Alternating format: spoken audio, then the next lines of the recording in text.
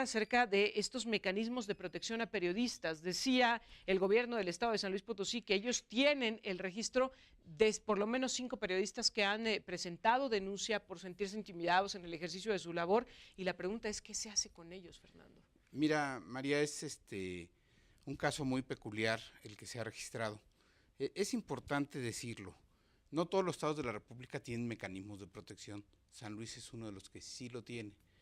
En el caso específico de los hechos registrados el viernes pasado, es importante destacar también el hecho de que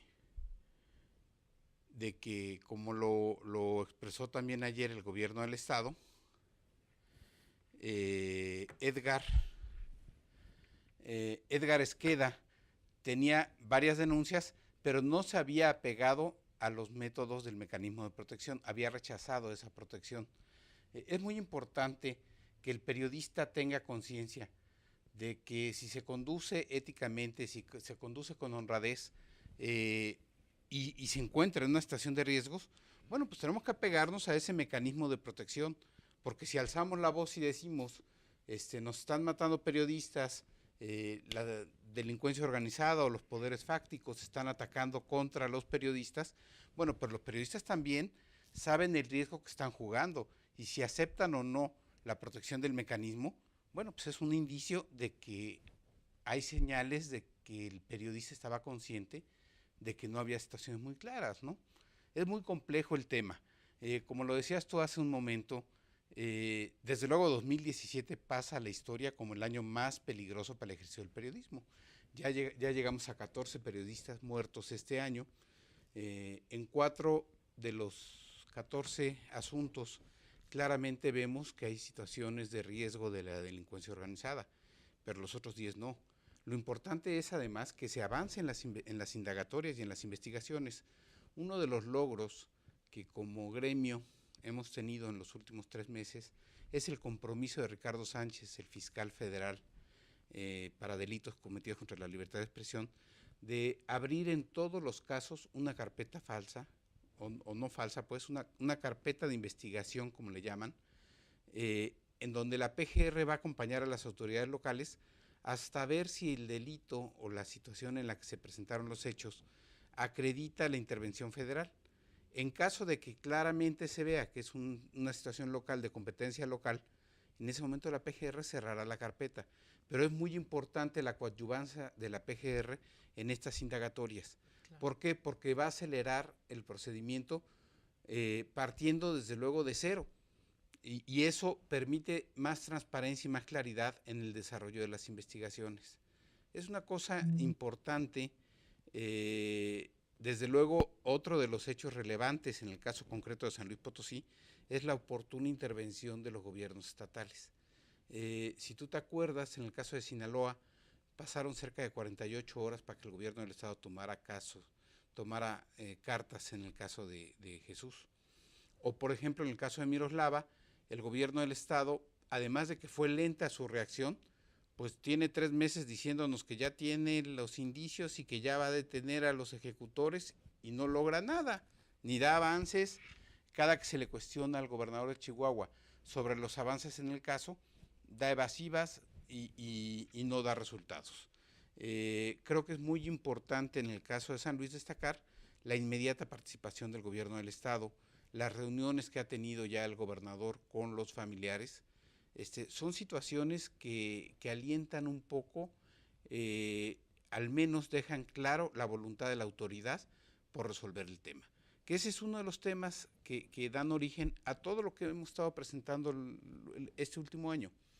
Mientras no exista voluntad clara y una postura clara de las autoridades locales por investigar los hechos y por avanzar en los hechos, no vamos a lograr nada. Muchas veces las autoridades federales tienen tantos asuntos o tantos temas en otros rubros que desatienden el tema de periodistas. Hemos hablado de que el marco legal del ejercicio periodístico tiene un gran vacío y que a nivel local se han dejado los temas. Por ejemplo, todos los estados tendrían que tener un mecanismo de protección de periodistas, solo 12 lo tienen. todos los estados tendrían que tener a estas alturas ya una fiscalía o una agencia especializada para investigación de delitos de libertad de expresión. Solo 7 lo tienen. Entonces, es una muestra de que a nivel local, tanto estatal como municipal, se ha desatendido el tema. Entonces, bueno, ¿a qué nos estamos enfrentando? Bueno, a una situación en la que si la autoridad federal voltea y ve el tema y hace que se comprometan las autoridades estatales y municipales, seguramente notaremos una mejoría en el tema y serán más aislados los hechos. Entonces, es una situación peculiar, pero bueno, lo que debe ocuparnos es buscar que efectivamente la autoridad federal demande a todos los estados el que se cumpla con los protocolos, el que se cumpla con tener un mecanismo de atención a periodistas, el que se cumpla con tener fiscalías especializadas para lograr un marco legal adecuado.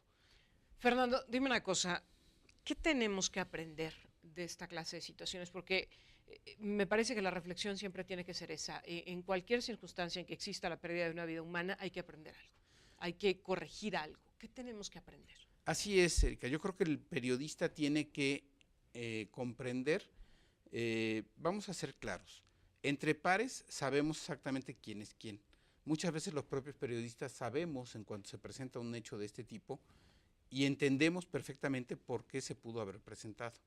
Entonces, el periodista tiene que asumir que el ejercicio periodístico requiere compromiso, requiere conducirnos con honradez, requiere ser transparentes. A lo mejor la falla que hemos tenido los periodistas en muchos casos es no ser transparentes, no ser claros. Vamos a otro ejemplo distinto. Lo que sucedió la semana pasada con Leonardo Curcio, Ricardo Rafael y María Amparo Cáceres. Salen de un medio particular donde tenían una mesa de análisis político. Pero los 3 personajes siguen en Canal 11 al servicio del Estado, participando el día de ayer en su programa de Canal 11 normal en la noche. Claramente se nota que hubo presión hacia el medio pues para que se retirara esa sección. Sin embargo, el Estado pues, es muy hábil, ¿no? Porque en sus medios, en sus fuentes, los sigue manteniendo. ¿Qué está pasando? A lo mejor tanto los periodistas como los medios no hemos sido transparentes, no hemos sido claros con las audiencias sobre las fuentes de financiamiento, las políticas editoriales. Creo que el aprendizaje debe ser ese.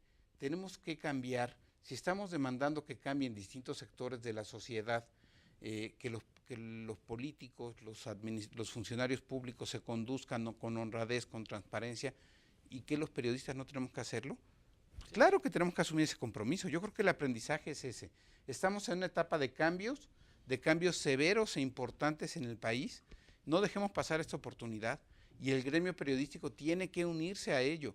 Y tiene que también cambiar la forma de conducirse, tiene que mostrarse objetivo en sus análisis, en sus coberturas, veraz, oportuno, porque tenemos el compromiso de cumplir con la sociedad, efectivamente hacer valer el derecho a la libertad de expresión, el derecho a la información, y es muy importante que asumamos ese compromiso como tal. Entonces, creo que es un momento importante para que el aprendizaje, no de Edgar, sino de los 14 casos que se han presentado este año, nos haga ver con claridad, uno, que los periodistas tenemos que asumir las obligaciones que implican el derecho a la libertad de expresión y el derecho a la información. Y esas obligaciones es conducirnos con honradez, con claridad, con transparencia, hacer análisis y coberturas objetivas, veraces y oportunas, y desde luego que eso marcará un cambio también en el ejercicio periodístico. Si estamos luchando y hemos promovido la profesionalización del gremio periodístico, es para tener mejores condiciones en todos los sentidos, laborales, más calidad en las coberturas informativas. Siempre se ha hablado de los bajos salarios, de la falta de prestaciones. Bueno, vamos a prepararnos, vamos a demostrar a la sociedad que el periodista ejerce su profesión, que tiene la calidad para tener ese grado de académico de licenciatura, de maestrías, de doctorados, de diplomados, prepararnos. ¿Por qué? Porque eso llevará implícito en el mediano y en el largo plazo mejores condiciones laborales, mejores condiciones legales, se traducirá en un ejercicio profesional más sólido del periodista. Ahora, para cerrar, precisamente, me parece que tenemos que hablar también del efecto que hoy se está viviendo, y lo hemos compartido contigo en diferentes ocasiones, Fernando Mora, el hecho de que ante el temor, ante lo que pudiera suceder, ante lo que ya ha sucedido en este país, pues termina dándose un proceso de autocensura muy fuerte, un proceso pues ya no solo de cuidar el ejercicio periodístico, sino de cómo cuidarnos entre nosotros. En el caso de San Luis Potosí, yo lo recuerdo perfecto, hace no más de 7 años, cuando empezó este tema pues de los ataques a los periodistas a nivel nacional, el gremio se unió y empezamos a realizar coberturas conjuntas y empezamos a trabajar unidos, pero luego como que el temor pasó y se volvió a bajar la guardia y se volvió a seguir cada quien en su dinámica, y me parece que sí es un tema fundamental analizar cómo estamos reaccionando ante esta situación. Efectivamente, Erika, ese es uno de los mecanismos, no necesariamente la autocensura, pero es ir acompañados, ¿no? Si traemos un tema, bueno, pues ir 2, 3 gentes en el mismo tema, avanzar cuando es periodismo de investigación, avanzar en las investigaciones, pero siempre en acompañamiento, porque es una forma de protegernos, y no necesariamente de autocensurarnos, es simplemente tomar medidas preventivas para el ejercicio profesional del periodismo. Yo hablaba hace algunas semanas sobre la necesidad de que existiera una ley de protección a periodistas. Es una iniciativa que ya está en el Congreso, que llevamos más de una década tratándola de que avance. El que se legisle en periodismo de alto riesgo, y eso implica no necesariamente una censura, implica el tomar condiciones de acompañamiento, en una situación de una amenaza, bueno, pues el de aceptar el acompañamiento del mecanismo de protección, pues para tener información e incluso para que se pueda complementar esta parte del marco legal y de que la autoridad sepa cómo te estás conduciendo y dónde te estás conduciendo, ¿sí?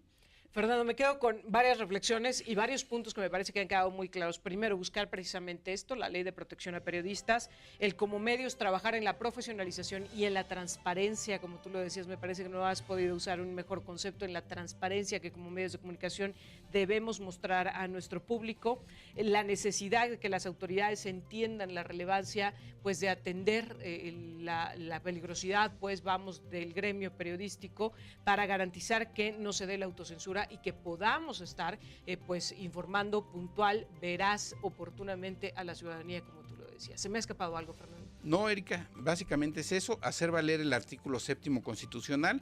Tenemos un marco legal y tenemos la oportunidad, como lo decía yo hace un momento, de aprovechar este cambio que se está dando en México, en nuestra sociedad, para los periodistas también cambiar, unirnos a ello y complementar esta parte para que se cierre y que se consoliden las estructuras democráticas del país.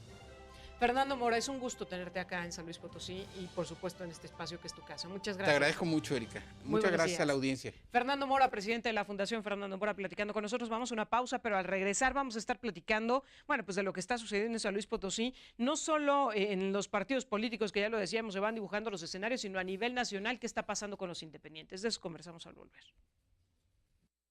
En 1924, George Hutt